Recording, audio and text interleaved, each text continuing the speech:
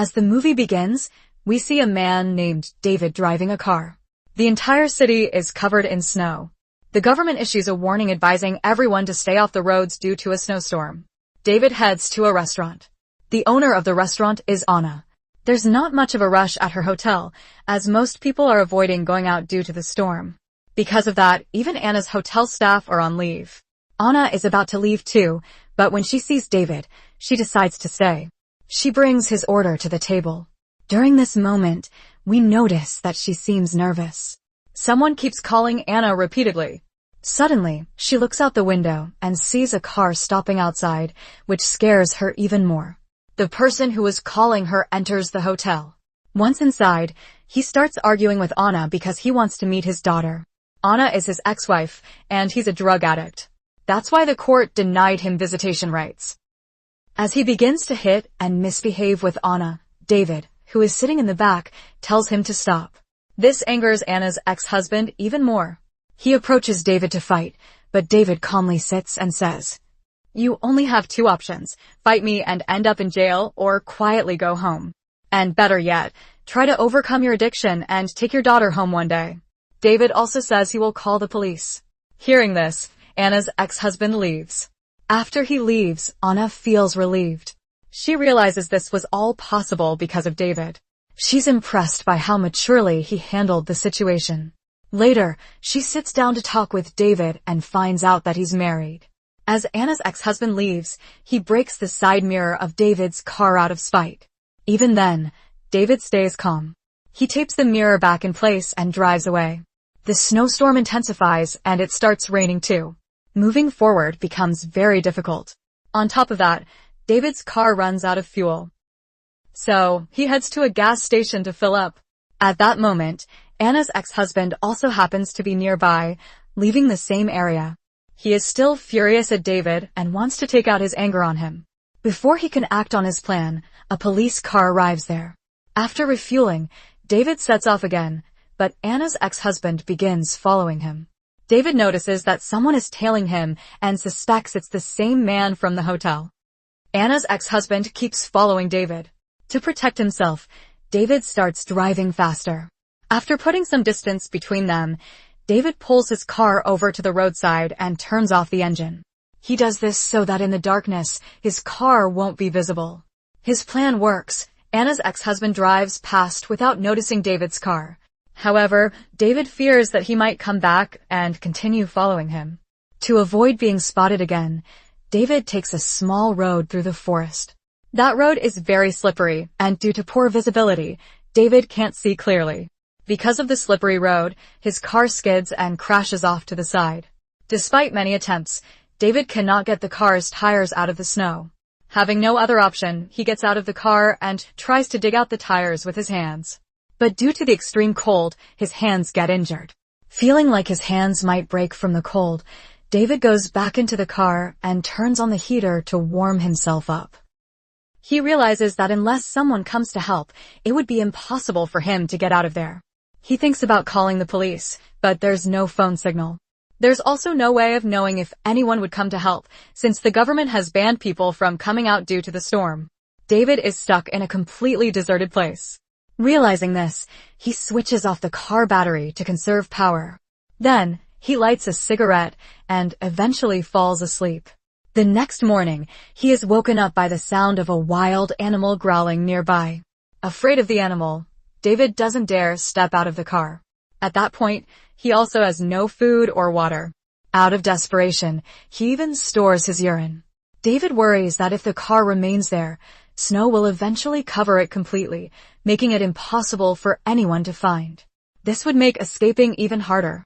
Determined not to stay trapped, he gets out of the car and uses his binoculars. In the distance, he spots smoke rising. He thinks there might be people there. Deciding to head towards it, David first opens the car trunk. At this point, we see Anna tied up inside the car's trunk. Up until now, we thought David was a good person. But he has kidnapped Anna. Before leaving, David warns Anna not to try escaping from the car. However, as soon as David leaves, Anna starts trying to free herself and escape. Anna manages to remove the tape tied around her hands and mouth. She tries to get out of the car, but the trunk doesn't open from the inside. So she moves the car's back speakers and squeezes through into the car's interior. Once inside the car, Anna quickly opens the car door and escapes. Outside, it's freezing cold. After running some distance, Anna realizes there's no one around. So she thinks it's better to go back into the car. At least she'll be safer from the cold.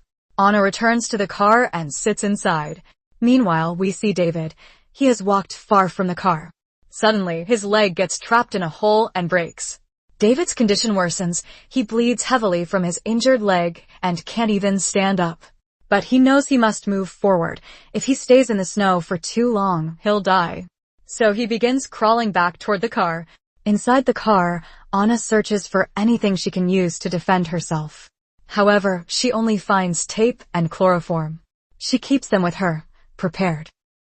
David, crawling with great difficulty, finally reaches the car. He opens the car door and gets inside. He cuts open his pants to check the injury.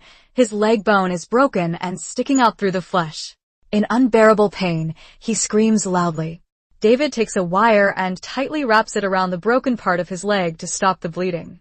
Trying to ease the pain, he turns on the car heater. Then he notices the car interior is messy. It becomes clear to him that Anna is still there. David pulls out his knife and moves toward Anna to attack. But before he can, Anna knocks him unconscious using the chloroform. In his unconscious state, David has a nightmare. He dreams of a dead animal lying in front of him, with his own hands covered in blood. Terrified by this dream, he suddenly wakes up. When he does, he finds himself tied up. His hands are tied to the steering wheel and his neck tied tightly to the seat with tape. Anna demands, "Why did you bring me here? Where is my phone?" David replies, "I threw your phone away." Anna asks, "Where are we now?" David responds, "I don't know either. I got lost." Anna tells him, "By now, my mom must have called the police. They'll be here soon." Then David says, "The police won't come here. Before I threw your phone away, I texted your mother saying that you were with your ex-husband." Hearing this shocks Anna. She then grabs David's phone and wallet, but there's no signal on his phone. David tells her, "You are in my custody. But now, both of us are in trouble.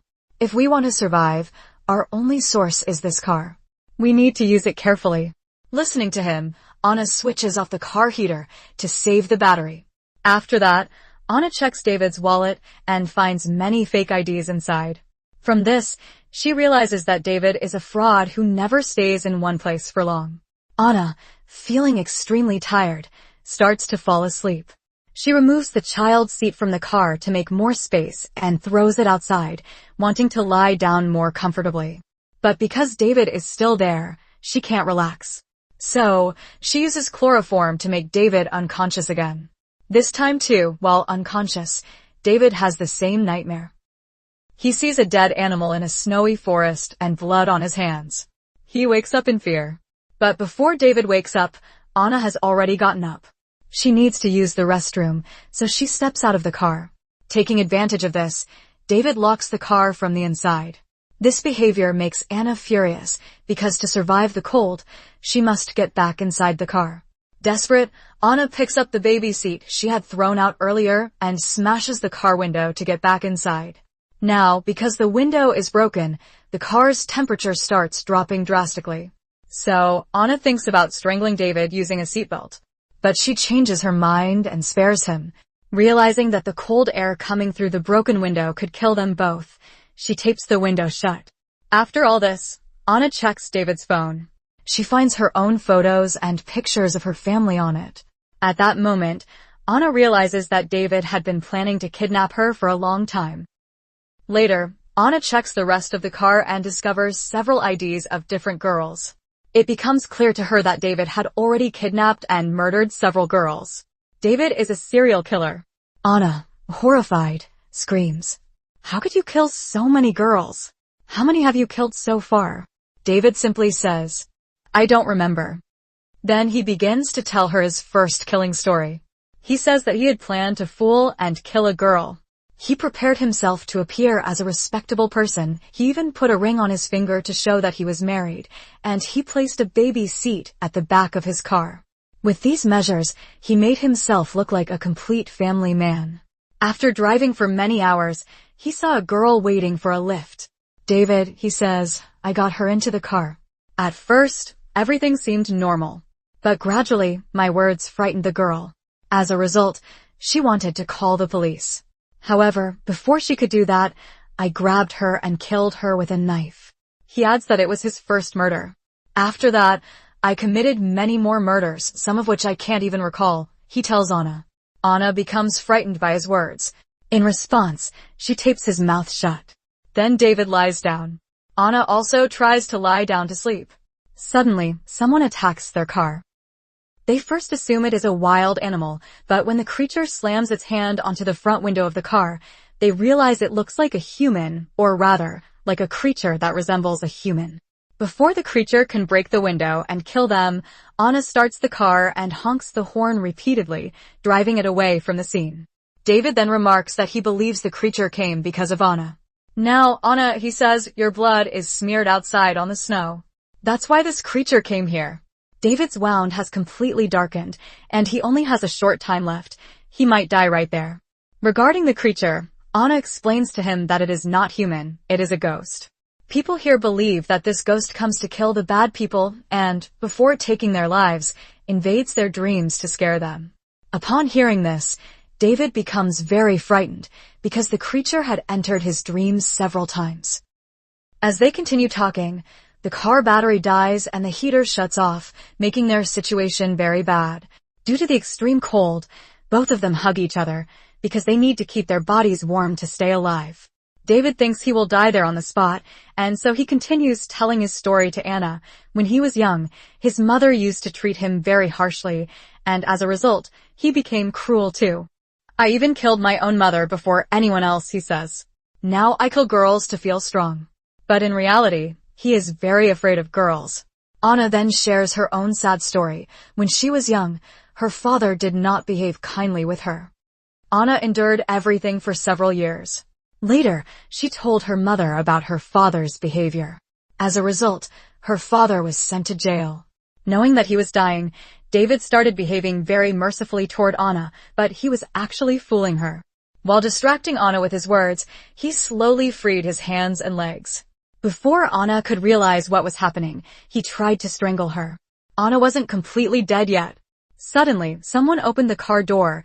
It was the same creature, the same ghost that Anna had told David about earlier. It entered the car from outside and tried to drag David away. At that moment, to save herself, Anna removed her jacket because David was holding onto it. The creature then took only David away. After the creature left, Anna immediately locked the car. Worried that the creature might come back for her, Anna hid in the car's trunk. She wasn't even wearing thick clothes, so there was a risk she could die from the cold. But she got very lucky. The snowstorm stopped. Soon after the storm cleared, a vehicle that removes ice arrived. The driver noticed Anna's car. As he approached, he saw David's dead organs scattered around. When he checked the car interior, he didn't find anyone. But when he opened the trunk, he found Anna. Because of the freezing cold, Anna's condition was very bad, but she was still alive. She was rescued, and her life was saved. That's how the movie ends. Thank you for watching our movie recap. If you enjoyed it, please consider subscribing for more great content. Your support means a lot to us. Have a wonderful day.